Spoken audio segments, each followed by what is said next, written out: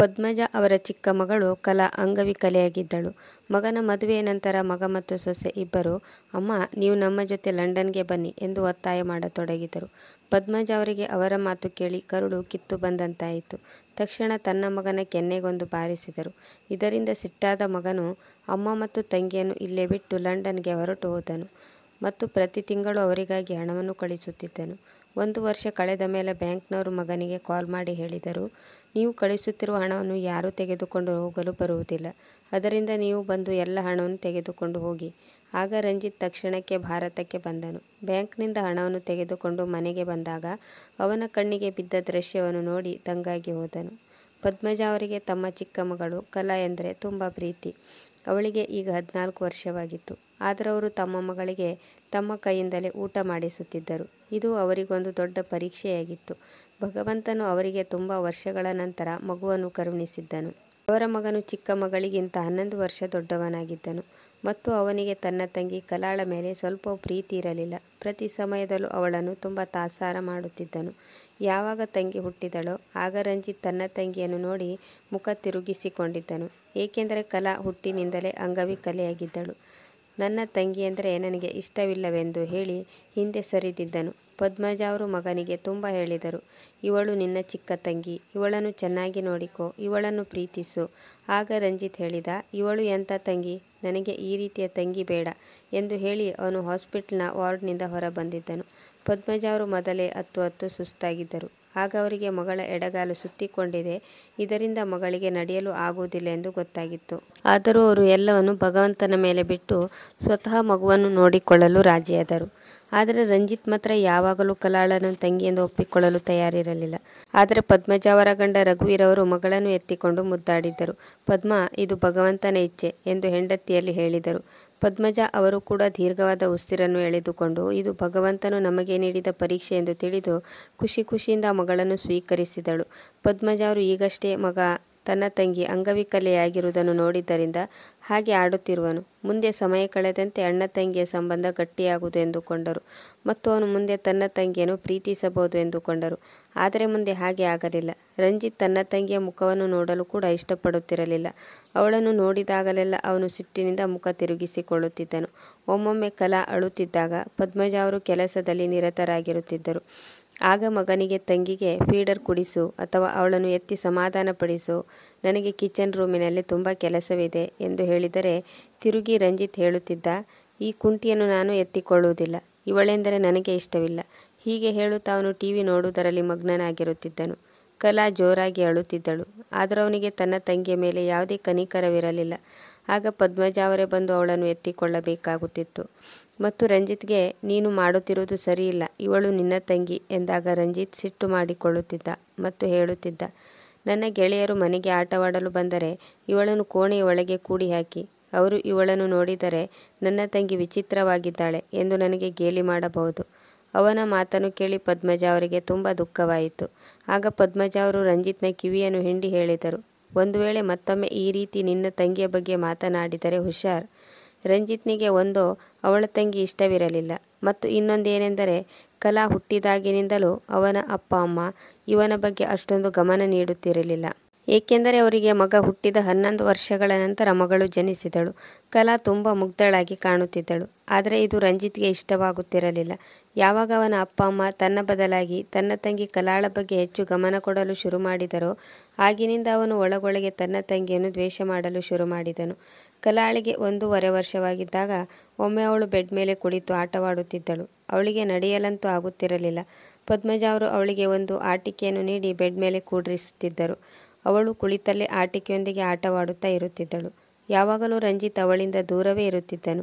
ರಂಜಿತ್ ಆಗ ಅಭ್ಯಾಸ ಮಾಡುತ್ತಿದ್ದನು. ಕಲಾಳ ಆಟಿಕೆ ಸ್ವಲ್ಪ ದೂರ ಹೊರಟು ಹೋಯಿತು. ಅವಳ ಒಂದು ಕಾಲು ಸರಿಯಾಗಿತ್ತು, ಮತ್ತೊಂದು ಕಾಲು ಬಾಗಿತ್ತು. ಆದ್ದರಿಂದ ಮುಂದೆ ತೆವಳಿ ಅವಳಿಗೆ ಆಟಿಕೆಯನ್ನು ಹಿಡಿದುಕೊಳ್ಳಲು ಸಾಧ್ಯವಾಗಲಿಲ್ಲ. ರಂಜಿತ್ನ ದೃಷ್ಟಿ ಇವಳ ಮೇಲೆ ಬೀಳುತ್ತಿದ್ದಂತೆ ಇವಳು ಯಾವುದೇ ಕೆಲಸಕ್ಕೆ ಬಾರದವಳು ಎಂದು ಮುಗುಳು ನಗತೊಡಗಿದನು. ಅವಳಿಗೆ ಆಟಿಕೆಯನ್ನು ಹಿಡಿದುಕೊಳ್ಳಲು ಕೂಡ ಆಗುತ್ತಿಲ್ಲ ಎಂದು ಆಟಿಕೆಯನ್ನು ಹತ್ತಿರ ಇಡುವುದರ ಬದಲು ಅವಳಿಂದ ಇನ್ನೂ ದೂರವಿಟ್ಟು ನಗತೊಡಗಿದನು. ಉದ್ದೇಶಪೂರ್ವಕವಾಗಿ ಒಮ್ಮೊಮ್ಮೆ ಹೋಗುವಾಗ ಅವಳ ಕೆನ್ನೆಗೆ ಬಾರಿಸಿ ಹೋಗುತ್ತಿದ್ದನು. ಆಗ ಕಲಾ ಅಳಲು ಶುರು ಮಾಡುತ್ತಿದ್ದಳು. ಆಗ ಪದ್ಮಜ ಅವರು ಮಗನ ಮೇಲೆ ಕೋಪ ಮಾಡಿಕೊಳ್ಳುತ್ತಿದ್ದರು ಮತ್ತು ಹೇಳುತ್ತಿದ್ದರು, ರಂಜಿತ್, ನಿನ್ನ ತಂಗಿಯನ್ನು ಏಕೆ ಗೋಳು ಹೊಯ್ದುಕೊಳ್ಳುತ್ತೀಯಾ? ಅವಳೊಂದಿಗೆ ಆಟವಾಡುವುದು ಹೋಗಲಿ, ಅವಳನ್ನು ಸಂಭಾಳಿಸುವುದರ ಬದಲು ಯಾವಾಗಲೂ ಅವಳೊಂದಿಗೆ ಜಗಳವಾಡುತ್ತಿರುತ್ತೀಯ. ಹೀಗೆ ಸಮಯ ಕಳೆಯತೊಡಗಿತು. ಕಲಾ ಸ್ವಲ್ಪ ದೊಡ್ಡವಳಾದಂತೆ ಪದ್ಮಜ ಅವರು ಒಬ್ಬ ಪ್ರೈವೇಟ್ ಟೀಚರನ್ನು ಅವಳ ಕಲಿಕೆಗಾಗಿ ನೇಮಿಸಿದರು. ಏಕೆಂದರೆ ಅವಳು ಶಾಲೆಗೆ ಹೋಗಲು ಸಾಧ್ಯವಿರಲಿಲ್ಲ ಮತ್ತು ಈಗಲೂ ರಂಜಿತ್ ಅವಳಿಗೆ ತುಂಬ ತೊಂದರೆ ಕೊಡುತ್ತಿದ್ದನು. ಅವಳು ಒಂದೇ ಜಾಗದಲ್ಲಿ ಕುಳಿತುಕೊಂಡಿರುತ್ತಿದ್ದಳು ಮತ್ತು ಎಲ್ಲದಕ್ಕೂ ಅಮ್ಮನನ್ನು ಅವಲಂಬಿಸಿದ್ದಳು. ಅವರೇ ಅವಳನ್ನು ಸಂಭಾಳಿಸುತ್ತಿದ್ದರು. ಈಗ ರಂಜಿತ್ನ ಓದು ಮುಗಿದಿತ್ತು. ತಕ್ಷಣ ಅವನಿಗೆ ಒಂದು ಒಳ್ಳೆಯ ಜಾಬ್ ಕೂಡ ಸಿಕ್ಕಿತ್ತು. ಆಗ ಅವನು ಅಪ್ಪನಿಗೆ ಹೇಳಿದ, ಈಗ ನೀವು ದುಡಿಯುವ ಅವಶ್ಯಕತೆ ಇಲ್ಲ, ನಮ್ಮ ಮನೆಯ ಪರಿಸ್ಥಿತಿ ಸುಧಾರಿಸುತ್ತಿದೆ ಎಂದು ಹೇಳಿ ಅಮ್ಮನಿಗೆ ಮತ್ತು ಅಪ್ಪನಿಗೆ ಕೆಲವೊಂದು ಗಿಫ್ಟ್ಗಳನ್ನು ಕೂಡ ತರುತ್ತಿದ್ದನು. ಆದರೆ ತನ್ನ ತಂಗಿಗಾಗಿ ಇಲ್ಲಿಯವರೆಗೆ ಏನನ್ನೂ ಖರೀದಿಸಿರಲಿಲ್ಲ. ಆದರೆ ಪದ್ಮಜ ಅವರು ಕಲಾಳಿಗಾಗಿ ಶಾಪಿಂಗ್ ಮಾಡುತ್ತಿದ್ದರು. ರಂಜಿತ್ ಹೇಳುತ್ತಿದ್ದನು, ಈ ಕುಂಟಿ ಯಾವ ಬಟ್ಟೆ ಹಾಕಿದರೂ ಇವಳಿಗೆ ಚೆನ್ನಾಗಿ ಕಾಣಿಸುವುದಿಲ್ಲ ಎಂದು ಹೇಳುತ್ತಿದ್ದನು. ಹೀಗೆ ಸಮಯ ಕಳೆಯುತ್ತಿತ್ತು. ಒಂದು ದಿನ ರಂಜಿತ್ನ ಅಪ್ಪನಿಗೆ ಹಾರ್ಟ್ ಅಟ್ಯಾಕ್ ಆಯಿತು. ಆಸ್ಪತ್ರೆಗೆ ಹೋಗುತ್ತಲೇ ಅವರು ಕೊನೆಯುಸಿರೆಳೆದರು. ಪದ್ಮಜ ಅವರಿಗೆ ಪತಿಯ ಈ ಅಗಲುವಿಕೆ ಸಿಡಿಲು ಬಂದೆರಗಿದಂತಾಗಿತ್ತು. ಅವರ ಹೃದಯ ಒಡೆದು ಹೋಗಿತ್ತು. ಕಲಾಳ ಪರಿಸ್ಥಿತಿಯೂ ಕೂಡ ಇದೇ ಆಗಿತ್ತು. ಅವಳಿಗೆ ಅಣ್ಣನ ಪ್ರೀತಿ ಎಂದಿಗೂ ಸಿಕ್ಕಿರಲಿಲ್ಲ. ಆದರೆ ಅವಳ ತಂದೆ ಅವಳನ್ನು ತುಂಬ ಪ್ರೀತಿ ಮಾಡುತ್ತಿದ್ದರು. ಅವಳನ್ನು ಪ್ರೀತಿಯಿಂದ ಎತ್ತಿಕೊಳ್ಳುತ್ತಿದ್ದರು ಮತ್ತು ನನ್ನ ಮಗಳು ರಾಣಿ ಎಂದು ಹೊಗಳುತ್ತಿದ್ದರು. ಕಲಾಳು ಸಹ ತುಂಬ ಅತ್ತಳು. ಮೊದಲ ಬಾರಿಗೆ ರಂಜಿತ್ ತನ್ನ ತಂಗಿಗೆ ಸಮಾಧಾನ ಹೇಳಿದ್ದನು. ಅವಳ ಕಣ್ಣೀರನ್ನು ಒರೆಸಿದ್ದನು. ಅವಳು ಕೂಡ ಅಳುತ್ತಲೇ ಅಣ್ಣನನ್ನು ಅಪ್ಪಿಕೊಂಡಿದ್ದಳು. ಅಣ್ಣನ ಪ್ರೀತಿ ಈಗ ಅವಳಿಗೆ ಅರ್ಥವಾಗತೊಡಗಿತ್ತು. ಆಗ ರಂಜಿತ್ ಕಲಾಳ ತಲೆಯ ಮೇಲೆ ಕೈಯಿಟ್ಟು ಹೇಳಿದನು, ನೀನು ಯಾವತ್ತೂ ಏಕಾಂಗಿ ಎಂದು ತಿಳಿದುಕೊಳ್ಳಬೇಡ. ಅಪ್ಪನ ಹಾಗೆ ನಾನು ನಿನ್ನನ್ನು ಪ್ರೀತಿಸದಿದ್ದರೂ ನಿನ್ನನ್ನು ಪ್ರೀತಿಸಲು ಪ್ರಯತ್ನ ಪಡುತ್ತೇನೆ. ಪದ್ಮಜ ಅವರು ಇದನ್ನು ಕೇಳಿ ಖುಷಿಯಾಗಿ ಮಗನ ಹಣೆಗೆ ಒಂದು ಸಿಹಿ ಮುತ್ತು ನೀಡಿದರು. ಅವನಿಗೆ ತುಂಬು ಹೃದಯದಿಂದ ಆಶೀರ್ವದಿಸಿದರು. ಈಗ ನನ್ನ ಮಗನಿಗೆ ನಮ್ಮ ಮೇಲೆ ಕರುಣೆ ಬಂದಿದೆ ಎಂದುಕೊಂಡರು. ಮೊದಮೊದಲು ರಂಜಿತ್ನು ಪದ್ಮಜ ಮತ್ತು ಕಲಾಳನ್ನು ಚೆನ್ನಾಗಿ ನೋಡಿಕೊಂಡನು. ಈಗ ಕಲಾಳಿಗೆ 14 ವರ್ಷವಾಗಿತ್ತು. ಆದರೆ ಈಗಲೂ ಕೂಡ ಅವಳು ತನ್ನ ಅಮ್ಮನ ಕೈಯಿಂದಲೇ ಊಟ ಮಾಡುತ್ತಿದ್ದಳು. ಈಗ ಅವಳು ಉರುಗೋಲನ್ನು ಬಳಸಿ ನಡೆಯುತ್ತಿದ್ದಳು. ಎಂದೂ ಕೂಡ ಕಲಾಳಿಗೆ ಮದುವೆಯಾಗುವುದಿಲ್ಲ ಎಂದು ಪದ್ಮಜ ಮತ್ತು ಕಲಾ ಇಬ್ಬರಿಗೂ ಗೊತ್ತಿತ್ತು. ಯಾರೂ ಅವಳನ್ನು ಹೆಂಡತಿಯಾಗಿ ಸ್ವೀಕರಿಸಲು ಸಾಧ್ಯವಿಲ್ಲವೆಂದು ಅವರಿಗೆ ಗೊತ್ತಿತ್ತು.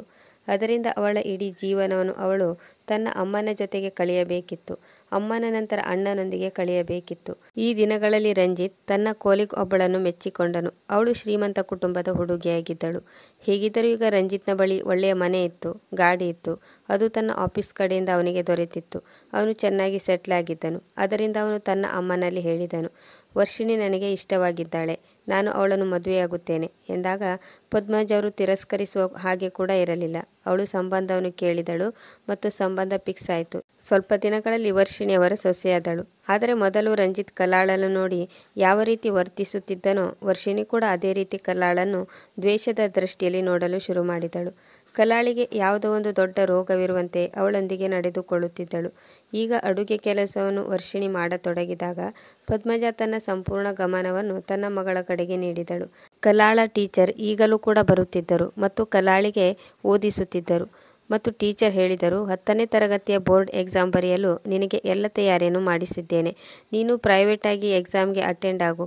ಇದನ್ನು ಕೇಳಿ ಪದ್ಮಜ ಅವರು ತನ್ನ ಮಗನಿಗೆ ಹೇಳಿದರು. ಮೊದಲು ಅವನಿಗೆ ಇದರ ಬಗ್ಗೆ ಆಬ್ಜೆಕ್ಷನ್ ಇರಲಿಲ್ಲ. ಅವನು ಮೊದಲೇ ಹೇಳಿದ, ನಾನು ಗಾಡಿಯಲ್ಲಿ ಅವಳನ್ನು ಕರೆದುಕೊಂಡು ಹೋಗಿ ಎಕ್ಸಾಮ್ ಪೇಪರ್ ಬರೆಸಿಕೊಂಡು ಬರುತ್ತೇನೆ ಎಂದು. ಆದರೆ ಅವನು ರಾತ್ರಿ ತನ್ನ ಕೋಣೆಗೆ ಬಂದಾಗ ವರ್ಷಿಣಿ ಹೇಳಿದಳು, ನೋಡಿ, ನಿಮ್ಮ ತಂಗಿಯೊಂದಿಗೆ ಸ್ವಲ್ಪ ದೂರವೇ ಇರಿ. ಇವಳು ಹುಟ್ಟಿದಾಗಿನಿಂದಲೂ ಅಂಗವಿಕಲೆಯಾಗಿದ್ದಾಳೆ. ಇಂಥವರಿಂದ ನಾವು ದೂರ ಇರಬೇಕು ಎನ್ನುವುದು ನಾನು ಕೇಳಿದ್ದೇನೆ. ನಾಳೆ ನಮಗೆ ಹುಟ್ಟುವ ಮಗುವಿನ ಮೇಲೆ ಇದರ ಪರಿಣಾಮ ಬೀರಬಹುದು. ಇದನ್ನು ಕೇಳಿ ರಂಜಿತ್ ಚಿಂತೆಗೊಳಗಾದನು. ಮತ್ತೆ ಅವಳು ಹೇಳಿದಳು, ಇವಳ ಕಡೆ ಜಾಸ್ತಿ ಗಮನ ಕೊಡಬೇಡಿ. ಇವಳು ಹೆಚ್ಚು ಓದಿ ಮಾಡುವುದಾದರೂ ಏನಿದೆ? ಇವಳಿಗೆ ಅಷ್ಟೊಂದು ಹಣವನ್ನು ಖರ್ಚು ಮಾಡುವ ಅವಶ್ಯಕತೆ ಆದರೂ ಏನು? ಇಡೀ ಜೀವನ ನೀನೇ ಇವಳನ್ನು ನೋಡಿಕೊಳ್ಳಬೇಕು. ಇವಳ ಮದುವೆ ಕೂಡ ಆಗುವುದಿಲ್ಲ, ಮದುವೆ ಮಾಡಿಕೊಳ್ಳಲು ಯೋಗ್ಯಳೂ ಅಲ್ಲ ಎಂದ ಮೇಲೆ ಇವಳಿಗೆ ಓದಿಸಿ ಎಕ್ಸ್ಟ್ರಾ ಖರ್ಚು ಮಾಡುವ ಅವಶ್ಯಕತೆ ಆದರೂ ಏನಿದೆ? ಅದರಿಂದ ಪ್ರಯೋಜನವಾದರೂ ಏನು? ಈಗ ಇವಳನ್ನು ನೀನು ಕರೆದುಕೊಂಡು ಹೋಗಿ ಮರಳಿ ಕರೆತರುವುದರಿಂದ ಆಫೀಸ್ನಲ್ಲಿ ನಿನಗೆ ಎಷ್ಟು ನಷ್ಟವಾಗಲಿದೆ ಎಂದು ಗೊತ್ತೇನೋ? ಹೇಗಿದ್ದರೂ ರಂಜಿತ್ನಿಗೆ ತನ್ನ ತಂಗಿ ಕಲಾಳ ಮೇಲೆ ಅಷ್ಟೊಂದು ಪ್ರೀತಿ ಇರಲಿಲ್ಲ. ಅಪ್ಪನ ಸಾವಿನ ನಂತರ ಕನಿಕರ ಪಟ್ಟು ಅವನು ಪ್ರೀತಿ ಮಾಡಲು ಶುರು ಮಾಡಿದ್ದನು. ಈಗ ವರ್ಷಿಣಿಯ ಈ ಮಾತಿನಿಂದ ಅಲ್ಪ ಸ್ವಲ್ಪ ಉಳಿದ ಕನಿಕರವು ಕೂಡ ಹೊರಟು ಹೋಗಿತ್ತು. ಮಾರನೇ ದಿನ ಕಲಾ ಮುಂದಿನ ವಾರದಲ್ಲಿ ತನ್ನ ಬೋರ್ಡ್ ಎಕ್ಸಾಮ್ ಶುರುವಾಗಲಿದೆ ಎಂದು ಹೇಳಿದಾಗ ಯಾವುದೇ ಎಕ್ಸಾಮ್ ಬರೆಯುವ ಅವಶ್ಯಕತೆ ಇಲ್ಲ ಎಂದು ರಂಜಿತ್ ಹೇಳಿದನು. ಪದ್ಮಜ ಅವರಿಗೂ ಈಗ ನನ್ನ ಖರ್ಚು ಹೆಚ್ಚಾಗಿದೆ. ನನ್ನ ಹೆಂಡತಿ ಬಂದ ಮೇಲೆ ನಾನು ಅವಳಿಗೂ ಕೂಡ ಖರ್ಚು ಮಾಡಬೇಕಾಗುತ್ತದೆ. ಆದ್ದರಿಂದ ನೀವು ಇವಳಿಗೆ ಮನೆಯಲ್ಲಿ ಟ್ಯೂಷನ್ ಕೊಡುವುದನ್ನು ನಿಲ್ಲಿಸಿ. ಹೇಗಿದ್ದರೂ ಇವಳು ಓದಿ ಏನು ಮಾಡಬೇಕಾಗಿದೆ? ಓದಿದರೂ ಇವಳನ್ನು ಯಾರೂ ಮದುವೆ ಮಾಡಿಕೊಳ್ಳುವುದಿಲ್ಲ. ಅಂದ ಮೇಲೆ ನೀವು ಇವಳಿಗೆ ಹಣ ಖರ್ಚು ಮಾಡಿ ಏಕೆ ಶಿಕ್ಷಣ ನೀಡುತ್ತಿದ್ದೀರಿ ಎಂದನು. ಆಗ ಪದ್ಮಜ ಹೇಳಿದರು, ಇವಳು ಚೆನ್ನಾಗಿ ಓದಿಕೊಂಡರೆ ಇವಳಿಗೆ ಒಳ್ಳೆಯ ಸಂಬಂಧ ಬರಬಹುದು ಎಂದಾಗ ರಂಜಿತ್ ಹೇಳಿದನು, ಇವಳಷ್ಟಕ್ಕೆ ಇವಳನ್ನು ಬಿಟ್ಟು ಬಿಡಿ. ಮನೆಯ ಯಾವುದಾದರೊಂದು ಮೂಲೆಯಲ್ಲಿ ಬಿದ್ದುಕೊಂಡಿರಲಿ. ಇದೇ ಹೆಚ್ಚಾಯಿತು. ಆಗ ಪದ್ಮಜ ಹೇಳಿದರು, ಒಂದು ವೇಳೆ ಅವಳು ಚೆನ್ನಾಗಿ ಓದಿಕೊಂಡರೆ ಕನಿಷ್ಠ ಎಂದರೂ ಮನೆಯಲ್ಲಿ ಮಕ್ಕಳಿಗೆ ಟ್ಯೂಷನ್ ಆದರೂ ಹೇಳಿಕೊಡಬಹುದು ಎಂದಾಗ ರಂಜಿತ್ ಹೇಳಿದನು, ಅಮ್ಮ ಬಿಟ್ಟು ಬಿಡಿ. ಅದರಿಂದ ಏನಾಗಬೇಕಾಗಿದೆ? ಒಂದು, ಇವಳಿಗೆ ನಡೆಯಲು ಆಗುತ್ತಿಲ್ಲ. ಮೇಲಾಗಿ ಚೆನ್ನಾಗಿ ಓದಲು ಕೂಡ ಆಗುತ್ತಿಲ್ಲ. ಅಷ್ಟೇ. ಇನ್ನು ಮುಂದೆ ನಾನು ಇವಳಿಗಾಗಿ ಅಷ್ಟೊಂದು ಖರ್ಚು ಮಾಡಲು ಸಾಧ್ಯವಿಲ್ಲ. ನೀವು ಈಗಲೇ ಇವಳ ಟ್ಯೂಷನ್ ನಿಲ್ಲಿಸಿ. ಏಕೆಂದರೆ ಆ ಟ್ಯೂಷನ್ ಟೀಚರ್ನ ಫೀಸ್ 2,000 ರೂಪಾಯಿ. ಮುಂದೆ ಯಾವುದೇ ದಾರಿ ಕಾಣದೆ ಪದ್ಮಜ ಅವರು ಕಲಾಳ ಟ್ಯೂಷನನ್ನು ನಿಲ್ಲಿಸಿದರು. ಆ ದಿನ ಕಲಾ ತುಂಬ ಹತ್ತಿದ್ದಳು. ಏಕೆಂದರೆ ಓದುವುದರಲ್ಲಿ ಆಗಲಿ ಅಥವಾ ಬುದ್ಧಿವಂತಿಕೆಯಲ್ಲಾಗಲಿ ಎಂದೂ ಅವಳು ಹಿಂದೆ ಬಿದ್ದಿರಲಿಲ್ಲ. ಟೆಸ್ಟ್ನಲ್ಲಿ ಅವಳು ಯಾವಾಗಲೂ ಚೆನ್ನಾಗಿ ಬರೆಯುತ್ತಿದ್ದಳು. ಹೇಗಿದ್ದರೂ ಅವಳಿಗೆ ಓದುವುದೆಂದರೆ ತುಂಬ ಇಷ್ಟವಾಗಿತ್ತು. ತಾನು ಹೆಚ್ಚಿನ ಶಿಕ್ಷಣ ಪಡೆಯಬೇಕೆಂಬುದು ಅವಳ ಆಸೆಯಾಗಿತ್ತು. ಆದರೆ ಅಂಗವಿಕಲೆಯಾಗಿದ್ದರಿಂದ ಅವಳಿಗೆ ಶಾಲೆಗೆ ಹೋಗಲು ಸಾಧ್ಯವಾಗಿರಲಿಲ್ಲ. ಶಾಲೆಗೆ ಹೋದರೂ ಜನರು ಅವಳನ್ನು ಗೇಲಿ ಮಾಡುತ್ತಿದ್ದರು. ತನ್ನ ಅಣ್ಣ ಮತ್ತು ಅತ್ತಿಗೆ ತನ್ನನ್ನು ಯಾವ ದೃಷ್ಟಿಯಿಂದ ನೋಡುತ್ತಿದ್ದರೋ ಅದೇ ದೃಷ್ಟಿಯಿಂದ ಜನರು ಕೂಡ ನೋಡುತ್ತಿದ್ದರು. ಅದರಿಂದ ಅವಳು ತನ್ನ ಮನಸ್ಸನ್ನು ಕಲ್ಲು ಮಾಡಿಕೊಂಡಳು. ಪದ್ಮಜ ಅವರಿಗೆ ತನ್ನ ಮಗಳ ಬಗ್ಗೆ ಚೆನ್ನಾಗಿ ಗೊತ್ತಿತ್ತು. ಆದ್ದರಿಂದ ಅವರು ತನ್ನ ಮಗಳನ್ನು ಅಪ್ಪಿಕೊಂಡು ಅವಳಿಗೆ ಸಮಾಧಾನ ಹೇಳಿದರು. ಬಹುಶಃ ಇದು ಆರಂಭವಾಗಿತ್ತು. ವರ್ಷಿಣಿ ಬಂದ ಮೇಲೆ ಎಲ್ಲ ವಿಷಯದಲ್ಲೂ ಅಡ್ಡಗಾಲ ಹಾಕುತ್ತಿದ್ದಳು. ಅವಳು ಹೇಳುತ್ತಿದ್ದಳು, ಅಮ್ಮ ಮಗಳು ಇಬ್ಬರು ನಮಗೆ ಭಾರವಾಗಿದ್ದಾರೆ. ಹೋಗಲಿ, ಅತ್ತೆಯನ್ನು ಚೆನ್ನಾಗಿ ನೋಡಿಕೊಳ್ಳೋಣ. ಆದರೆ ಅಂಗವಿಕಲೆ ಈ ತಂಗಿಯನ್ನು ಇಡೀ ಜೀವನ ಪೂರ್ತಿ ಹೇಗೆ ನೋಡಿಕೊಳ್ಳಲು ಸಾಧ್ಯ? ಇವಳಿಗಾಗಿ ನಾವು ಖರ್ಚು ಮಾಡುತ್ತಿದ್ದರೆ ಮುಂದೆ ನಮಗೆ ಹುಟ್ಟುವ ಮಕ್ಕಳಿಗೆ ಖರ್ಚು ಮಾಡಲು ನಮ್ಮ ಬಳಿ ಏನು ಉಳಿಯುತ್ತದೆ? ಕಲಾ ಈ ರೀತಿಯ ಮಾತುಗಳನ್ನು ಕೇಳಿ ಕಣ್ಣೀರು ಹಾಕುತ್ತಿದ್ದಳು. ಇದೆಲ್ಲ ಅವಳು ತನ್ನ ಅಮ್ಮನಿಗೆ ಹೇಳುತ್ತಿರಲಿಲ್ಲ. ಅವರ ಅಪ್ಪ ಯಾವಾಗ ಇಹಲೋಕವನ್ನು ತ್ಯಜಿಸಿದರೋ ಅಂದಿನಿಂದ ಅಮ್ಮನ ಆರೋಗ್ಯ ಕೂಡ ಹಾಳಾಗತೊಡಗಿತ್ತು. ವರ್ಷಿಣಿಯ ಕೋರಿಕೆ ಮೇರೆಗೆ ರಂಜಿತ್ ವಿದೇಶದಲ್ಲಿ ಕೆಲಸಕ್ಕಾಗಿ ಅಪ್ಲೈ ಮಾಡಿದ್ದನು. ಬಹುಬೇಗ ಅವನಿಗೆ ಲಂಡನ್ನಲ್ಲಿ ಒಳ್ಳೆಯ ಕೆಲಸ ಕೂಡ ದೊರೆತಿತ್ತು. ಫ್ಯಾಮಿಲಿ ವೀಸಾಕ್ಕಾಗಿ ಅಪ್ಲೈ ಕೂಡ ಮಾಡಿದ್ದ. ಇದನ್ನು ಕೇಳಿ ವರ್ಷ ಗಾಳಿಯಲ್ಲಿ ತೇಲಾಡಿದಷ್ಟು ಖುಷಿಪಟ್ಟಿದ್ದಳು. ಖುಷಿಯಿಂದ ಮನೆಯಲ್ಲಿ ಒಂದು ಔತಣಕೂಟವನ್ನು ಏರ್ಪಡಿಸಿದಳು. ತನ್ನ ಎಲ್ಲ ಸಂಬಂಧಿಕರನ್ನು ಕರೆದಳು. ಅಡುಗೆಯನ್ನು ಕೂಡ ಹೊರಗಿನಿಂದ ಆರ್ಡರ್ ಮಾಡಲಾಯಿತು. ಎಲ್ಲರೂ ಅವಳಿಗೆ ಭಾಗ್ಯಶಾಲಿ ಎಂದು ಹೇಳಿದರು. ರಂಜಿತ್ನ ಗೆಳೆಯರು ಕೂಡ ಔತಣಕೂಟಕ್ಕೆ ಬಂದಿದ್ದರು. ಅವರೆಲ್ಲ ಹೇಳಿದರು, ನಿನ್ನ ಹೆಂಡತಿ ನಿನ್ನ ಪಾಲಿನ ಅದೃಷ್ಟ ಎಂದು ಸಾಬೀತು ಮಾಡಿದಳು. ಈಗಷ್ಟೇ ನಿನಗೆ ಮದುವೆಯಾಗಿದೆ. ಈಗಲೇ ನಿನಗೆ ಲಂಡನ್ನಲ್ಲಿ ಕೆಲಸ ದೊರೆಯಿತು ಮತ್ತು ಅದು ಇಡೀ ಫ್ಯಾಮಿಲಿ ಜೊತೆ ಹೋಗುವ ಅವಕಾಶ ಕೂಡ ದೊರೆಯಿತು. ನಿಮ್ಮ ಮನೆಯವರಿಗೆ ಮಜವೋ ಮಜಾ ಎನ್ನುತ್ತಿದ್ದರು. ವರ್ಷಿಣಿ ಕೂಡ ತುಂಬ ಖುಷಿಯಾಗಿದ್ದಳು. ರಂಜಿತ್ನಿಗೆ ದೊರೆತ ಈ ಅವಕಾಶ ತನ್ನ ಭಾಗ್ಯದಿಂದಲೇ ದೊರೆತಿದೆ ಎಂದು ಅಂದುಕೊಂಡಳು.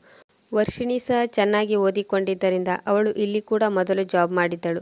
ಆದ್ದರಿಂದ ಅವಳು ಅಲ್ಲಿಗೆ ಹೋಗಿ ಕೂಡ ಯಾವುದಾದ್ರೂ ಜಾಬ್ ಮಾಡಬಹುದು ಎನ್ನುವುದು ಅವಳ ಆಸೆಯಾಗಿತ್ತು. ಆದರೆ ಸದ್ಯ ಪ್ರಾಬ್ಲಮ್ ಏನಾಗಿತ್ತೆಂದರೆ ಅವಳಿಗೆ ಅತ್ತೆಯನ್ನು ಕರೆದುಕೊಂಡು ಹೋಗುವುದು ಇಷ್ಟವಿತ್ತು. ಆದರೆ ಕಲಾಳನ್ನು ಏನು ಮಾಡುವುದು ಎಂಬ ಪ್ರಶ್ನೆ ಕಾಡತೊಡಗಿತ್ತು. ಅತ್ತೆಯನ್ನು ಏಕೆ ಕರೆದುಕೊಂಡು ಹೋಗಲು ಬಯಸಿದ್ದಳೆಂದರೆ ಅವಳು ಜಾಬ್ಗೆ ಹೋಗಿ ಗಂಡ ಹೆಂಡತಿ ಇಬ್ಬರು ಹಣವನ್ನು ಸಂಪಾದಿಸುತ್ತಿರಬೇಕು. ಇತ್ತ ಅತ್ತೆ ಮನೆಯ ಎಲ್ಲ ಕೆಲಸಗಳನ್ನು ಸಂಭಾಳಿಸಬೇಕು ಎಂಬುದು ಅವಳ ಆಸೆಯಾಗಿತ್ತು. ಅಲ್ಲಿ ಯಾವುದಾದರೂ ಮೇಡ್ ನೇಮಿಸಿದರೆ ಅದು ತುಂಬ ದುಬಾರಿಯಾಗಬಹುದು ಎಂದು ಗಂಡನಲ್ಲಿ ಹೇಳಿದಳು. ರಂಜಿತ್, ನಾವು ಕಲಾಳನ್ನು ನಮ್ಮ ಜೊತೆ ಕರೆದುಕೊಂಡು ಹೋಗಲು ಸಾಧ್ಯವಿಲ್ಲ. ಅಲ್ಲಿ ನಾವು ಹೊಸ ಹೊಸ ಜನರನ್ನು ಮೀಟ್ ಮಾಡಿದಾಗ ಅವರು ನಮ್ಮನ್ನು ಗೇಲಿ ಮಾಡಬಹುದು.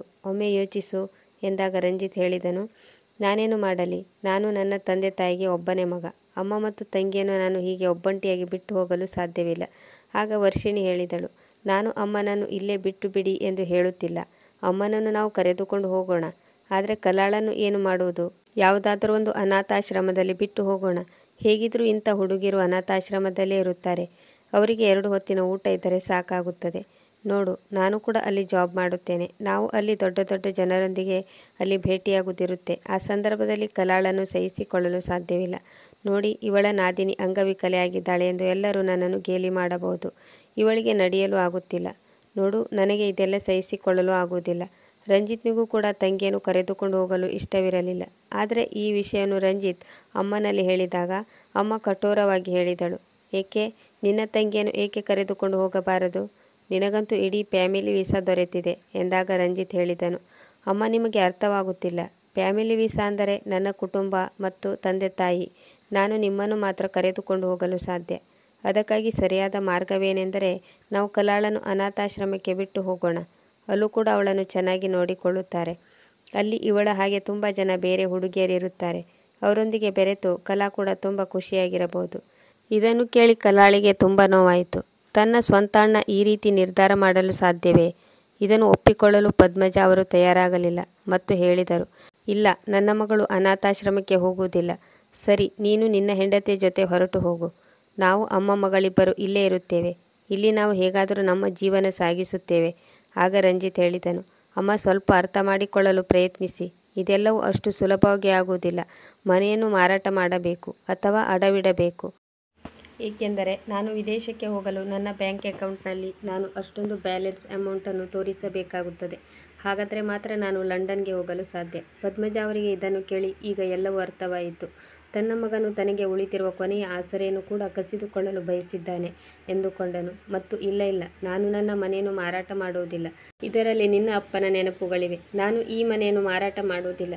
ಆಗ ವರ್ಷಿಣಿ ಹೇಳಿದಳು, ರಂಜಿತ್ ನೋಡು, ನೀನು ಅಮ್ಮ ಅಮ್ಮ ಎನ್ನುತ್ತೀಯಾ? ಅಮ್ಮನನ್ನು ಜೊತೆಗೆ ಕರೆದುಕೊಂಡು ಹೋಗುತ್ತೇನೆ, ಅಮ್ಮನ ಸೇವೆ ಮಾಡುತ್ತೇನೆ, ಅಮ್ಮ ಹೇಗಿದ್ದರೂ ಅಮ್ಮನೇ ಎಂದು ಹೇಳುತ್ತಿದ್ದೀಯಲ್ಲ.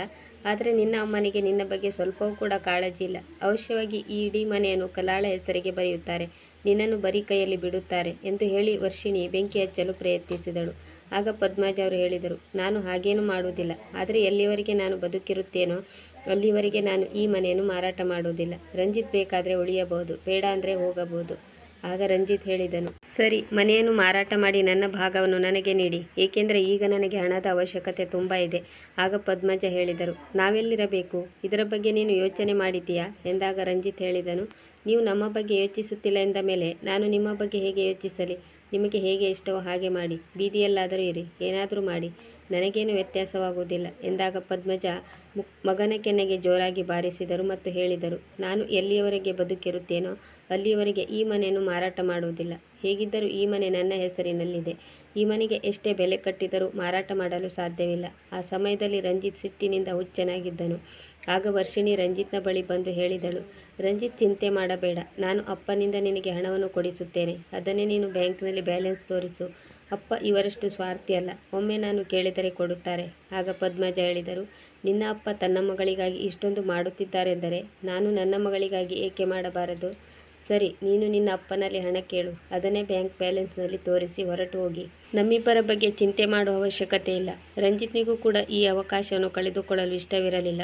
ಅವನು ಮಾವನಿಂದ ಹಣವನ್ನು ಪಡೆದು ಬ್ಯಾಂಕ್ನಲ್ಲಿ ಬ್ಯಾಲೆನ್ಸ್ ತೋರಿಸಿದನು. ಪ್ರಾರಂಭದಲ್ಲಿ ವರ್ಷಿಣಿ ಹೇಳಿದಳು, ರಂಜಿತ್, ಅಮ್ಮ ನಿನಗಾಗಿ ಮನೆಯನ್ನು ಮಾರಾಟ ಮಾಡಿಲ್ಲ ಎಂದ ಮೇಲೆ ನೀನು ಕೂಡ ಅವರ ಮನೆಯ ಖರ್ಚಿಗಾಗಿ ಹಣವನ್ನು ಕಳಿಸಬಾರದು ಎಂದು ಹೇಳಿದಳು. ವರ್ಷಿಣಿಯು ಕೂಡ ಅಲ್ಲಿ ನೌಕರಿ ಮಾಡಲು ಶುರು ಮಾಡಿದ್ದಳು. ಆದರೆ ರಂಜಿತ್ನ ಮನಸ್ಸು ಒಪ್ಪಲಿಲ್ಲ. ಏನೇ ಮಾಡಿದರೂ ಹೇಗಿದ್ದರೂ ಪದ್ಮಜ ಅವನ ಅಮ್ಮನೇ ಆಗಿದ್ದರು. ಅವನಿಗೆ ಒಬ್ಬಳು ಅಂಗವಿಕಲ ತಂಗಿ ಕೂಡ ಇದ್ದಳು. ಅವರಿಗಾಗಿ ಖರ್ಚು ಮಾಡಲು ಯಾರೂ ಇರಲಿಲ್ಲ. ಆದ್ದರಿಂದ ಪ್ರತಿ ತಿಂಗಳು ಹಣ ಕಳಿಸಲು ಶುರು ಮಾಡಿದನು. ಒಮ್ಮೆ ಅವನ ಗೆಳೆಯನಿಗೂ ಕೂಡ ಫೋನ್ ಮಾಡಿ ಹೇಳಿದನು, ಅಮ್ಮನ ಅಕೌಂಟ್ಗೆ ಪ್ರತಿ ತಿಂಗಳು ಹಣ ಕಳಿಸುತ್ತೇನೆ, ಅವರು ಹಣವನ್ನು ಡ್ರಾ ಮಾಡಿಕೊಂಡು ತಮ್ಮ ಖರ್ಚಿಗಾಗಿ ಬಳಸಿಕೊಳ್ಳಬಹುದು ಎಂದು ಅಮ್ಮನಿಗೆ ತಿಳಿಸು ಎಂದು ಹೇಳಿದ್ದನು. ಹೀಗೆ 1 ವರ್ಷ ಕಳೆದಿತ್ತು. ಒಂದು ದಿನ ರಂಜಿತ್ನಿಗೆ ಬ್ಯಾಂಕ್ನಿಂದ ಕಾಲ್ ಬಂದಿತ್ತು, ನಿಮ್ಮ ಮನೆಯಿಂದ ಯಾರೂ ಹಣವನ್ನು ಡ್ರಾ ಮಾಡಿಕೊಳ್ಳಲು ಬರಲಿಲ್ಲ. ನಿಮ್ಮ ಅಕೌಂಟ್ನಲ್ಲಿ ಎಲ್ಲ ಹಣ ಹಾಗೆ ಬಿದ್ದುಕೊಂಡಿದೆ. ನೀವು ಬಂದು ಈ ಹಣವನ್ನು ಡ್ರಾ ಮಾಡಿಕೊಂಡು ಹೋಗಿ. ಇಂದಿನ ದಿನಗಳಲ್ಲಿ ಬ್ಯಾಂಕ್ನಲ್ಲಿ ತುಂಬ ಹ್ಯಾಕಿಂಗ್ ನಡೆಯುತ್ತದೆ. ನಮ್ಮ ಬ್ಯಾಂಕ್ ಕೂಡ ಹ್ಯಾಕಿಂಗ್ಗೆ ಒಳಗಾಗಬಹುದು ಎಂಬ ಹೆದರಿಕೆ ಇದೆ. ನಿಮ್ಮ ಹಣವನ್ನು ತೆಗೆದುಕೊಂಡು ಹೋಗಿ. ಈ ಮಾತು ಕೇಳುತ್ತಿದ್ದಂತೆ ರಂಜಿತ್ ಒಂದು ನಿರ್ಧಾರಕ್ಕೆ ಬಂದನು. ಹೇಗಿದ್ದರೂ ಅವನ ಆಫೀಸ್ ಕಡೆಯಿಂದ ಅವನಿಗೆ 8 ದಿನಗಳ ರಜೆ ದೊರೆತಿತ್ತು. ಅವನು ವರ್ಷಿಣಿಗೂ ಕೂಡ ಹೇಳಿದನು, ನಾವು ಭಾರತಕ್ಕೆ ಹೋಗಬೇಕು. ಮತ್ತು ಅವನಿಗೆ ಅಮ್ಮನ ನೆನಪಾಗುತ್ತಿತ್ತು. ಏಕೆಂದರೆ ಅವನಿಗೆ ಈ 1 ವರ್ಷದಲ್ಲಿ ಅಮ್ಮನಿಗೆ ಕಾಲ್ ಮಾಡುವ ಧೈರ್ಯ ಬರಲಿಲ್ಲ.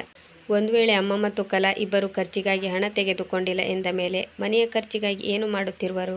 ಹರ್ಷಿಣಿಗೂ ಕೂಡ ಇದರ ಬಗ್ಗೆ ತಿಳಿದುಕೊಳ್ಳಬೇಕೆಂಬ ಜಿಜ್ಞಾಸೆ ಮೂಡಿತು. ಮಗ ಕಳಿಸಿದ ಹಣದ ಹೊರತಾಗಿಯೂ ಅವರು ಹೇಗೆ ಜೀವನ ಸಾಗಿಸುತ್ತಿದ್ದಾರೆ ಎಂದು ನೋಡಬೇಕೆಂದಿದ್ದಳು. ಇಬ್ಬರು ಗಂಡ ಹೆಂಡತಿ ತುಂಬ ಗಿಫ್ಟ್ಗಳನ್ನು ತೆಗೆದುಕೊಂಡು ಭಾರತಕ್ಕೆ ಮರಳಿ ಬಂದಿದ್ದರು. ಆದರೆ ಮನೆಗೆ ಬಂದು ಬಾಗಿಲು ತೆರೆಯುತ್ತಿದ್ದಂತೆ ಒಳಗಿನ ದೃಶ್ಯವನ್ನು ನೋಡಿ ಅವರು ತಂಗಾಗಿ ಹೋದರು. ಏಕೆಂದರೆ ಮನೆಯ ರೂಪ ರೇಷೆಯೇ ಸಂಪೂರ್ಣವಾಗಿ ಬದಲಾಗಿತ್ತು. ಅಂಗಳದಲ್ಲಿ ತುಂಬ ಹೊಲಿಗೆ ಮಷಿನ್ಗಳನ್ನು ಇಡಲಾಗಿತ್ತು. ಕಲಾ ಕೂಡ ಒಂದು ಮಷಿನ್ ಮೇಲೆ ಕುಳಿತು ಬಟ್ಟೆಯನ್ನು ಹೊಲಿಯುತ್ತಿದ್ದಳು. ಕೆಲವು ಹೆಂಗಸರು ಬಟ್ಟೆಯನ್ನು ಕಟ್ ಮಾಡುತ್ತಿದ್ದರು. ಮತ್ತು ಅಮ್ಮ ಪದ್ಮಜ ಹುಡುಗಿಯರಿಗೆ ಸರಿಯಾಗಿ ಬಟ್ಟೆ ಹೊಲಿಯಲು ಹೇಳುತ್ತಿದ್ದರು. ಮಗ ಸೊಸೆ ಇಬ್ಬರು ಈ ದೃಶ್ಯವನ್ನು ನೋಡಿ ತಬ್ಬಿಬ್ಬಾದರು. ಇಷ್ಟೊಂದು ದೊಡ್ಡ ಗಾರ್ಮೆಂಟ್ ಸೆಂಟರನ್ನು ಅಮ್ಮ ಮಗಳು ಇಬ್ಬರೇ ಹೇಗೆ ತೆರೆದರು?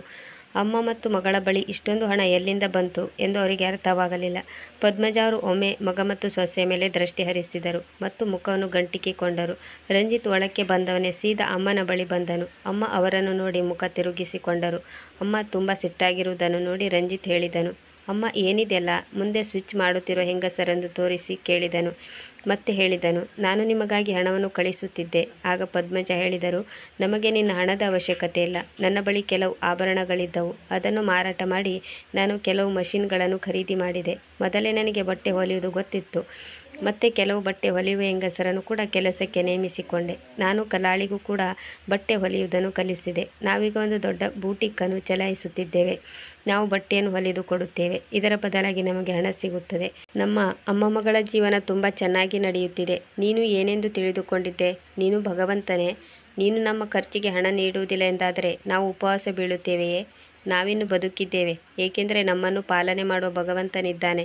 ನೀನು ಇಲ್ಲೇ ಇದ್ದು ಅನಂತರ ನೀನು ಬೇಕಾದರೆ ಲಂಡನ್ಗೆ ಹೊರಟು ಹೋಗಬಹುದು. ನಮಗೆ ನಿನ್ನ ಸಂಪಾದನೆಯ ಅವಶ್ಯಕತೆಯಾಗಲಿ ನಿನ್ನ ಹಾರೈಕೆಯಾಗಲಿ ಬೇಕಾಗಿಲ್ಲ. ದೇವರು ಒಂದು ದಾರಿ ಮುಚ್ಚುತ್ತಾನೆ ಎಂದಾದರೆ ಅವರಿಗಾಗಿ ಇನ್ನೊಂದು ದಾರಿಯನ್ನು ತೆರೆದೇ ತೆರೆಯುತ್ತಾನೆ. ನನ್ನ ಮಗಳು ಕಟ್ ಮಾಡಿ ಡಿಸೈನ್ ಮಾಡಿ ಹೊಲಿದಿರೋ ಬಟ್ಟೆಯು ಮಾರ್ಕೆಟ್ನಲ್ಲಿ ಚೆನ್ನಾಗಿ ಸೇಲ್ ಆಗುತ್ತಿದೆ. ಕಸ್ಟಮರ್ಗಳಿಗೂ ಇದು ತುಂಬ ಇಷ್ಟವಾಗಿದೆ. ಕಲಾ ಸ್ವತಃ ತಾನೇ ತುಂಬ ಚೆನ್ನಾಗಿ ಡಿಸೈನ್ ಮಾಡುತ್ತಾಳೆ, ಏಕೆಂದರೆ ಇವಳ ಡಿಸೈನ್ ಬೇರೆಲ್ಲ ಡಿಸೈನ್ಗಿಂತ ತುಂಬ ಚೆನ್ನಾಗಿರುತ್ತೆ. ಇವಳು ಡಿಸೈನ್ ಮಾಡಿದ ಬಟ್ಟೆಗಳು ಬಹುಬೇಗ ಮಾರ್ಕೆಟ್ನಲ್ಲಿ ಖಾಲಿಯಾಗುತ್ತವೆ. ನಮಗೆ ಒಳ್ಳೆಯ ಸಂಪಾದನೆ ಕೂಡ ಆಗುತ್ತಿದೆ. ಭಗವಂತನ ಕೃಪೆಯಿಂದ ನಾವು ತುಂಬ ಖುಷಿಯಿಂದ ಇದ್ದೇವೆ. ಒಂದು ವೇಳೆ ಭಗವಂತ ನಮ್ಮಿಂದ ಏನಾದರೂ ಕಸಿದುಕೊಳ್ಳುತ್ತಾನೆ ಎಂದಾದರೆ ಇದಕ್ಕೆ ಬದಲಾಗಿ ಅವನು ಅವಶ್ಯವಾಗಿ ನಮ್ಮ ಎಲ್ಲ ಆಸೆ ಆಕಾಂಕ್ಷೆಗಳನ್ನು ಪೂರ್ಣಗೊಳಿಸುವ ಮತ್ತೊಂದು ಕೃಪೆಯನ್ನು ನಮಗೆ ಕರುಣಿಸುತ್ತಾನೆ. ಈಗ ನನ್ನ ಮಗಳು ಎಷ್ಟೊಂದು ಹಣವನ್ನು ಸಂಪಾದನೆ ಮಾಡುತ್ತಿದ್ದಾಳೆಂದರೆ ಬಹುಶಃ ನೀನು ಲಂಡನ್ನಲ್ಲೂ ಕೂಡ ಅಷ್ಟೊಂದು ಹಣವನ್ನು ಸಂಪಾದನೆ ಮಾಡುವುದಿಲ್ಲ ಎಂದಳು. ಮನೆಯಲ್ಲಿ ಎಲ್ಲ ವಸ್ತುಗಳು ಇದ್ದವು. ಎಲ್ಲಿವರೆಗೆ ಎಂದರೆ AC ಕೂಡ ಹಾಕಿಸಲಾಗಿತ್ತು. ಎಲ್ಲ ರೀತಿಯಿಂದಲೂ ಭಗವಂತನಿಗೆ ವಂದನೆಗಳನ್ನು ಸಲ್ಲಿಸಬೇಕು, ಏಕೆಂದರೆ ಹುಟ್ಟಿನಿಂದಲೇ ಇರುವ ಅಂಗವಿಕಲತೆಗೆ ಯಾರೂ ಹೊಣೆಗಾರರಲ್ಲ. ಮನುಷ್ಯನು ಕೂಡ ಇದಕ್ಕೆ ಏನೂ ಮಾಡಲು ಸಾಧ್ಯವಾಗುವುದಿಲ್ಲ. ಆದ್ದರಿಂದ ಈ ರೀತಿ ಅಂಗವಿಕಲ ಸಹೋದರ ಸಹೋದರಿಯರನ್ನು ನಾವು ಎಂದಿಗೂ ದುರ್ಬಲರೆಂದು ತಿಳಿದುಕೊಳ್ಳುವ ಅವಶ್ಯಕತೆ ಇಲ್ಲ. ಬದಲಾಗಿ ಅವರಿಗೆ ಆಸರೆಯಾಗಿರಬೇಕು, ಅವರ ಜೊತೆ ನಿಲ್ಲಬೇಕು. ವೀಕ್ಷಕರೇ, ಈ ಕಥೆಗೆ ನಿಮ್ಮ ಪ್ರತಿಕ್ರಿಯೆಯನ್ನು ಅವಶ್ಯವಾಗಿ ಕಮೆಂಟ್ ಮೂಲಕ ತಿಳಿಸಿ.